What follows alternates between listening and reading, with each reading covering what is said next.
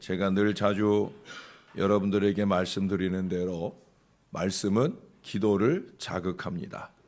오늘도 방금 읽은 우리 기도문에도 보면 그 말씀대로 이루셨사오며 라거나 또 그들의 부르짖음을 들으시고 라는 표현을 쓰고 있어요. 결국 말씀과 기도로, 특별히 말씀이 기도를 자극하고 그 말씀에 의지한 기도를 드릴 때, 그럴 때 거기에 역사가 나타난다는 거예요.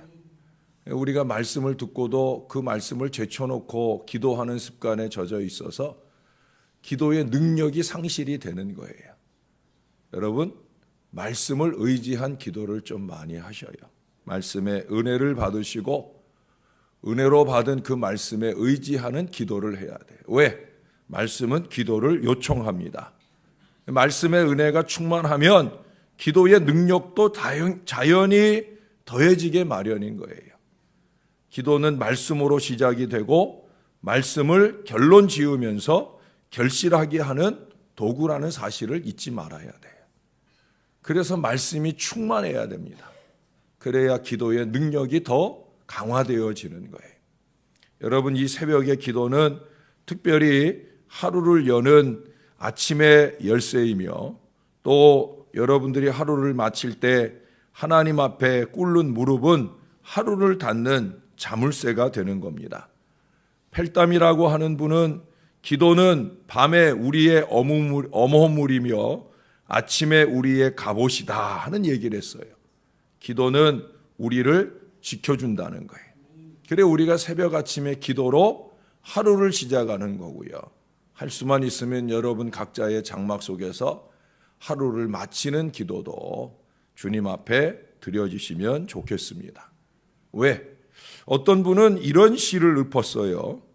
이 세상의 쓰라린 고난의 폭풍우가 나를 애워쌀 때 나는 기도하리라.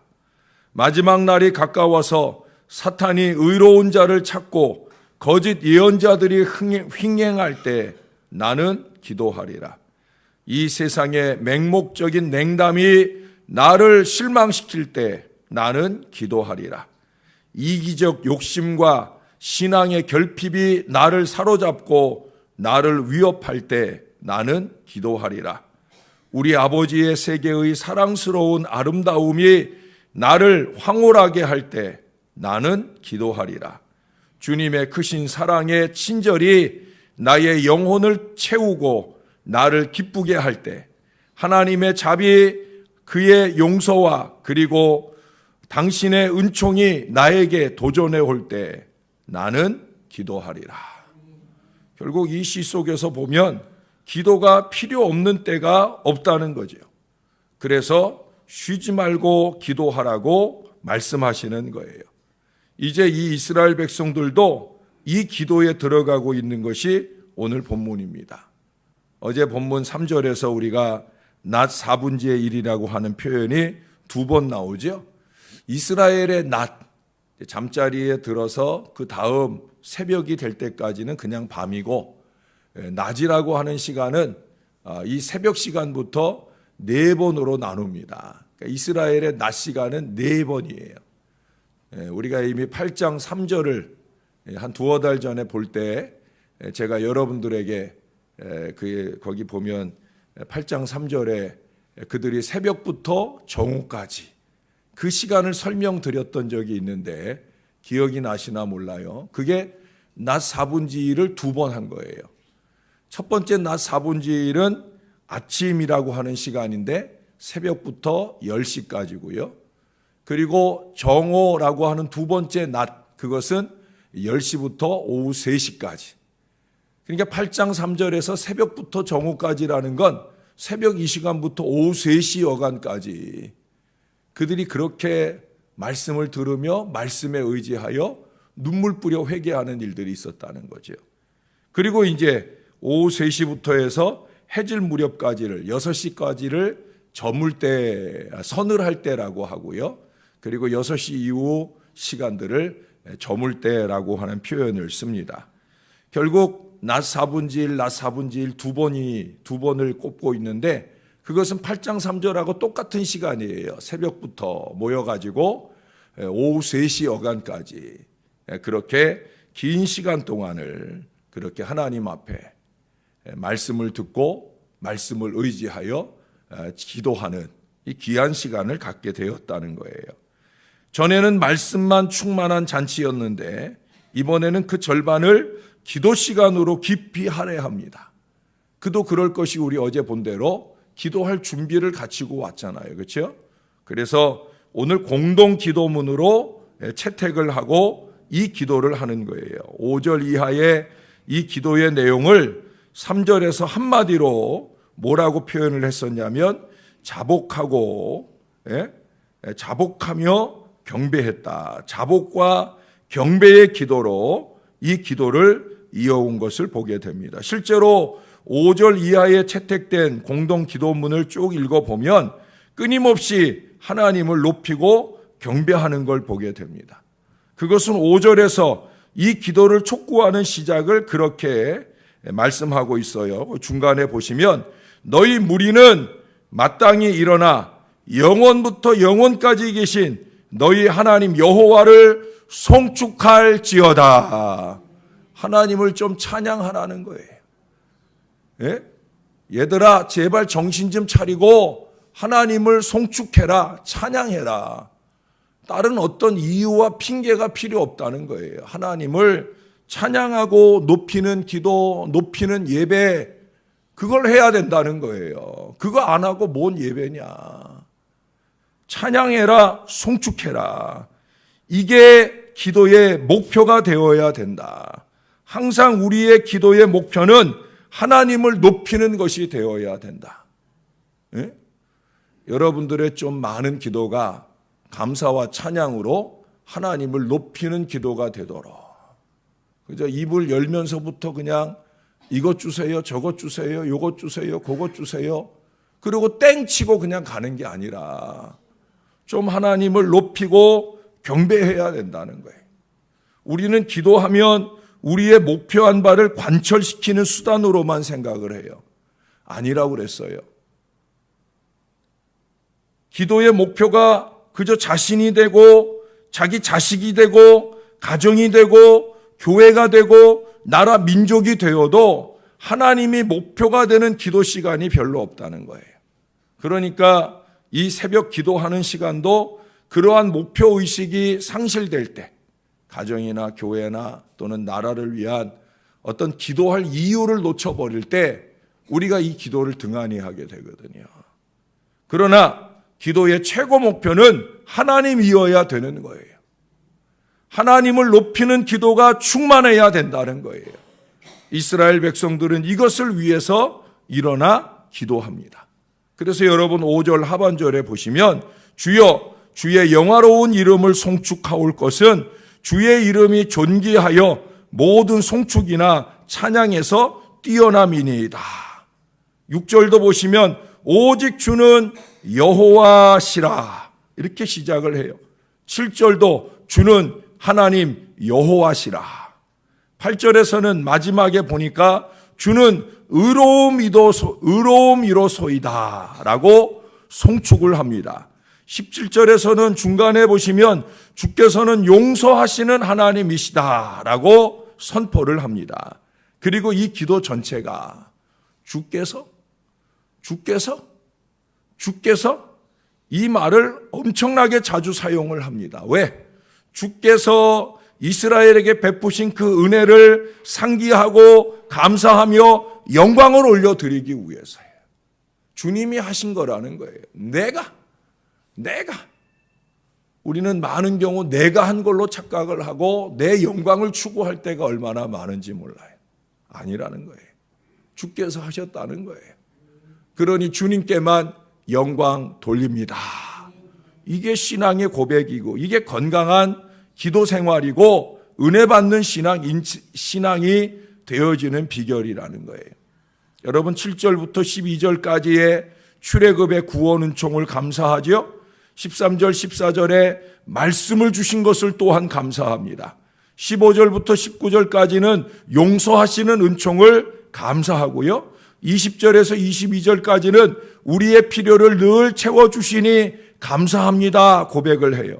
23절에서 25절까지는 주의 큰 복을 즐기게 하심을 감사하고요. 27절, 28절에서는 우리 조상이 어리석어서 우리 하나님이 징계하심으로 대적이 우리를 찾아올 때가 있었는데 그 대적에게서 우리를 구원해 주시니 감사합니다. 감사의 고백과 기도가 이어지는 거예요. 이 내용들을 보면 결국 우리의 영육간의 모든 일들을 주관하시고 복을 주시는 우리 하나님이시다. 이들은 이러한 하나님의 은총에 비추어서 자신들의 열조가 저지른 그 불신앙, 불순종의 어리석음을 중간중간 회개하는 것을 잊지 아니합니다. 많은 경우 우리는 회개하지 않아요. 다른 사람 때문에 이렇게 됐다. 누구 때문에 이렇게 됐다.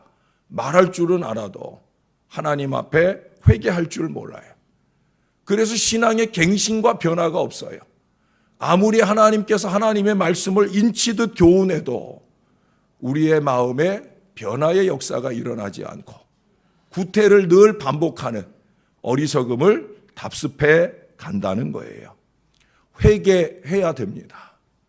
회개해야 새 은혜의 역사가 열리게 되어지는 거예요.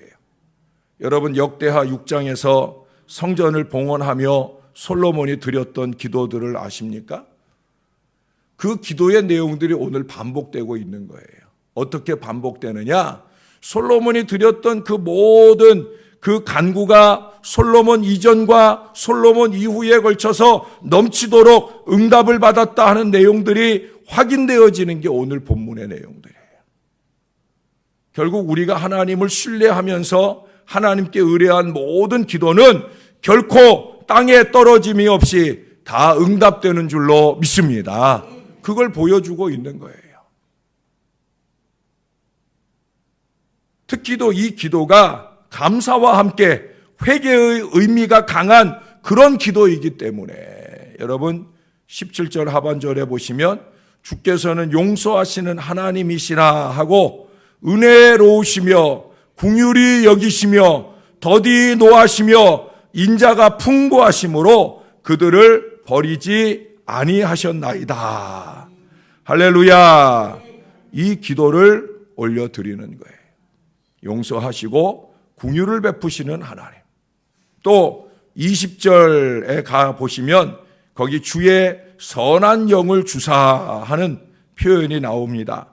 28절 하반절에 가 보시면 그들이 돌이켜 주께 부르짖음에 주께서 하늘에서 들으시고 여러 번 주의 긍휼로 건져내시고 30절로 가 보십시다. 그러나 주께서 그들을 여러 해 동안 참으시고 또 주의 선지자들을 통하여 주의 영으로 그들을 경계하시되 그들이 듣지 아니하므로 열방 사람들의 손에 넘기시고도 주의 크신 긍휼로 그들을 아주 멸하지 아니하시며 버리지도 아니하셨사오니 주는 은혜로우시고 불쌍히 여기시는 하나님이심이니이다. 하나님이 불쌍히 여길 때 정신 차려야 된다는 거예요. 참아주실 때 이제 그만 멈춰야 된다는 거예요. 회개하고 돌이켜야 된다는 거예요. 주님은 긍휼히 여겨주시는 주님이십니다. 이제는 하나님 중심의 기도가 회복되어야 되는 것입니다. 하나님 중심의 기도 속에는 우리의 모든 문제에 대한 의뢰가 포함되어져 있습니다. 하나님을 높이고 그 하나님의 은혜를 상기하며 감사하고 그 하나님의 긍휼과 자비의 은총 안에 나를 맡기고 신뢰하기만 하면 25절 하반절의 표현처럼 주의 큰 복을 즐기기만 하면 되는 자리에 이르게 되는 거예요. 주의 큰 복을 즐기기만 하면 된다. 저는 이 표현이 참 좋더라고요. 주의 큰 복을 즐겨 싸우나. 주의 큰 복을 즐겨 싸우나가 되면 안 돼요. 왜? 26절에 보면 그들은 또 순종하지 아니하고 주를 거역하며. 이러면 안 되는 거예요. 주의 큰 복을 즐겨 싸우리가 돼야 되는 거예요. 주의 큰 복을 즐기고 누리는, 거기까지 해야 되는 거예요. 더 이상 순종하지 아니하고 거역하고 율법을 등지고 주께 돌아오기를 권면하는 선지자들을 죽여 주를 심히 모독하는 일을 하면 안 되는 거예요. 사람을 모독하는 게 아니라 주를 모독하는 일임을 깨달아야 되는 거예요. 이제는 그만, 그럴 수 있을 때에야 우리와 우리의 자손들 위에 주의 큰 복이 임하는 놀라운 역사가 임하게 되는 거예요. 저와 여러분, 우리들의 삶에 이 고백이 끊임없이 일어나는 삶이 되기를 주님의 이름으로 축원합니다. 전 이걸 위해서 목회합니다. 주의 큰 복을 여러분과 여러분들의 자손들이 누릴 수 있기를 위해서 말씀을 전하고 또 기도하기를 쉬지 아니합니다. 여러분, 기도는 쌍방통행입니다. 우리는 그동안 우리의 요청만 일방적으로 아뢰고 통고하는 기도만 많이 해왔어요. 이제는 하나님의 요청을 들을 때가 되었습니다. 아니, 찬양과 감사와 회개를 통해 하나님과의 관계를 바르게 세워가야 합니다. 그동안 우리의 삶의 계획서를 기도를 통해 올리고 결제받는 시기였다라고 하면 이제는 이 하나님의 말씀을 통해 하나님의 오더, 하나님의 명령을 받고 하나님의 요청을 받고 그걸 이루고 실현하기 위해서 기도를 점검하고 결단하는 그런 기도로 바뀌어야 된다는 거예요. 사랑하는 여러분, 우리의 새벽 아침이 이와 같은 풍성한 기도의 교통이 넘치는 아침이 되고 이 아침에 아름다운 감사와 송축과 회개의 기도로 시작된 이 믿음의 기도가 저와 여러분들, 우리의 자손들에게 큰 복을 즐기게 하는 놀라운 은혜가 넘쳐나기를 예수님의 이름으로 간절히 축원합니다. 기도하겠습니다. 참 좋으신 아버지 하나님, 우리는 하나님이 참아주시는 줄 모르고 어리석게 행할 때가 너무나 많습니다. 이제는 회개하고 돌이켜야 되는데 똑같은 일을 답습하며 하나님의 마음을 거스리고 하나님을 대적하는 어리석음을 범할 때가 많이 있습니다. 그것이 하나님을 대적하는 줄로 깨닫지도 못한 채 우리의 미래에 주의 주실 큰 복을 즐기는 미래가 아니라 하나님께서 대적을 우리 가운데 더하시는 어리석음을 만나게 될 때가 얼마나 많은지 모릅니다. 그래서 구약의 그 무수한 이스라엘을 징계하는 역사가 이어졌나이다. 결국은 그렇게 깨달음이 없는 이스라엘은 철저하게 멸망을 당하고 2500년 동안 나라 없는 미래를 살아가게 됩니다. 하나님 아버지, 반면교사를 삼게 하여 주옵소서. 없어졌던 나라, 2500년 동안 사라졌던 나라의 이야기를 왜 성경의 말씀으로 우리에게 들려주겠나이까? 없어졌지만, 사라졌지만 우리에게 교훈이 되기 때문에, 그렇게 되지 않도록 정신 차리고 신앙생활 해야 되기 때문에, 그래서 이 말씀을 주신 줄로 믿습니다. 이 말씀이 우리에게 구원의 미래가 되게 하여 주옵소서. 이 말씀에 의지한 우리의 기도가 우리의 미래를 축복으로 열어주시는 놀라운 은혜로 나타나게 도와 주시옵소서. 말씀을 제쳐두고 기도할 것이 아니라 말씀을 의지하고 기도의 그물을 내릴 줄 아는, 삶의 그물을 내릴 줄 아는 신실한 믿음의 인생이 되게 하여 주옵소서. 그래서 저와 이 모든 자녀들의 입에서 하나님의 말씀대로 해주심을 감사합니다. 이 고백을 넘치게 드리게 하여 주옵소서. 새벽 아침을 깨우고 믿음의 기도 속에 사는 이 주의 자녀들이 주의 큰 복을 누리는 백성들 될 수 있도록 하나님, 우리를 긍휼히 여겨 주옵소서. 우리를 자비함으로 덮어 주시옵소서. 주님께 감사합니다. 주님께 영광 올려드립니다. 예수님의 이름으로 기도합니다. 아멘.